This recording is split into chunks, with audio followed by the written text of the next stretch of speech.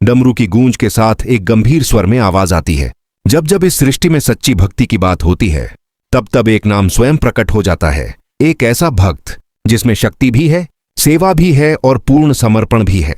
आज सवाल यह नहीं है कि शिव कौन है, सवाल यह है कि शिव का सबसे बड़ा भक्त कौन है। महादेव को पाने के लिए न धन चाहिए, न सत्ता, न दिखावा। शिव को केवल वही भक्त प्रिय होता है जो अहंकार छोड़ देता है, जो स्वयं को शून्य मान लेता है।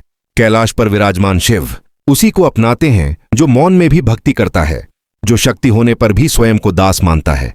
और जब हम ऐसे भक्त की कल्पना करते हैं तो एक तेजस्वी रूप हमारे सामने आता है। केसरिया आभा, बलशाली शरीर, माथे पर भस्म और आंखों में अपार विनम्रता। वही है हनुमान जी।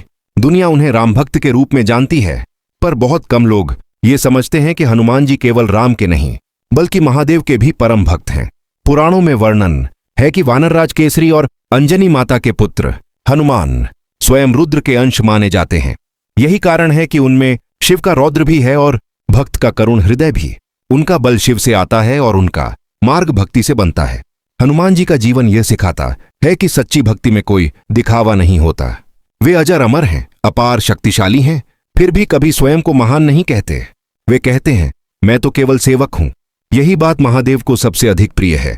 शिव स्वयं वैराग्य के प्रतीक हैं और हनुमान उसी वैराग्य को जीते हैं। कहा जाता है कि हनुमान जी के हृदय में श्री राम बसते हैं, लेकिन उसी हृदय में शिव का वास भी है, क्योंकि हनुमान जानते हैं राम और शिव में कोई भेद नहीं। जो राम का है वही शिव का है। यही अद्भुत ज्ञान उन्हें सामान्य भक्तों से अलग बनाता है।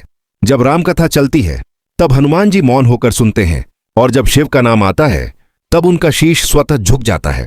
महादेव को ऐसे ही भक्त चाहिए, जो शक्ति को सेवा बनाए, जो ज्ञान को विनम्रता बनाए। हनुमान जी ने कभी शिव से कुछ मांगा नहीं, फिर भी शिव की कृपा सदैव उन पर रही, क्योंकि सच्चा भक्त मांगता नहीं, समर्पण करता है, और समर्पण ही शिव को प्राप्त करने का सबसे बड़ा मार्ग है। इसलिए जब पूछा जाता है कि शिव का सबसे बड़ा भक्त कौन है, तो उत्तर केवल एक नाम नहीं होता, वह एक आदर्श होता है। वह आदर्श है हनुमान जी। शक्ति के शिखर पर होकर भी झुका हुआ मस्तक, अमर होकर भी सेवा में लीन जीवन। यही कारण है कि देवता भी उनका सम्मान करते हैं और स्वयं महादेव उन्हें अपना मानते हैं। आज अगर आप भी शिव को पाना चाहते हैं तो हनुमान जी से सीखिए। अहंकार छोड़िए, सेवा अपनाइए और भक्ति को जीवन बना लीजिए, क्योंकि जहां हनुमान की भक्ति होती है वहां स्वयं महादेव उपस्थित होते हैं। हर हर महादेव।